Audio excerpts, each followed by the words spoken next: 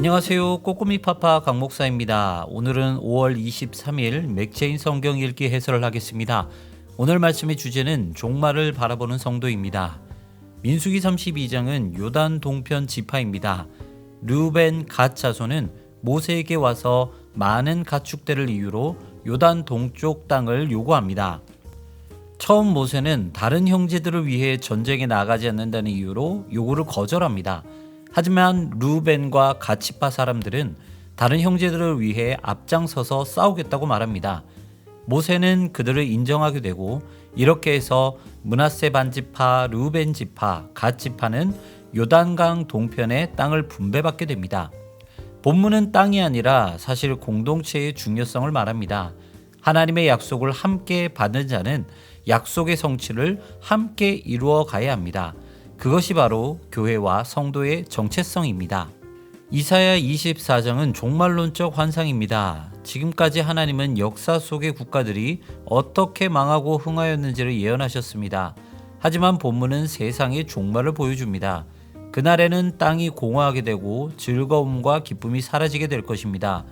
이런 일은 모든 민족 가운데 일어나게 될 것입니다. 하지만 이런 심판 가운데도 한 무리는 노래할 것입니다.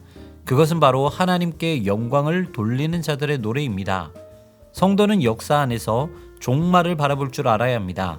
수많은 나라들의 흥망성쇠를 바라보며 하나님 나라의 영원함을 소망해야 합니다. 또한 온갖 재난과 질병과 범죄를 보며 하나님의 심판이 다가오고 있음을 또한 깨달아야 합니다. 시편 77편은 은혜의 기억입니다. 시편 기자는 처참한 현실을 바라보며 하나님이 이스라엘을 버리셨는지 의심합니다. 그는 이스라엘 가운데 하나님의 긍휼이 떠났을까 염려합니다. 하나님께서 계시지 않는 현실을 보며 심령이 상할 정도로 근심합니다. 그리고 과거에 하나님께서 행하신 일들을 회상합니다.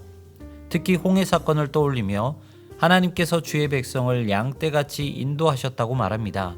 이처럼 과거를 생각하는 것, 무엇보다 하나님께서 우리를 위해 일하신 과거를 생각한다는 것은 신앙에 있어서 매우 중요합니다. 왜냐하면 그것은 흔들리는 믿음을 잡아주고 소망을 품게 만들기 때문입니다. 요한일서 2장은 새 계명입니다. 예수님은 화목제물이 되십니다. 예수님으로 말미암아 빛이신 하나님과 화목하게 된 사람은 빛 가운데 거합니다. 계명을 지키고 말씀에 순종합니다. 이 계명은 형제를 사랑하는 것입니다. 빛 가운데 있다 하면서 형제를 미워하는 자는 사실 어둠에 있는 것입니다. 지나가버릴 세상을 사랑하지 말고 하나님의 뜻대로 살아야 합니다.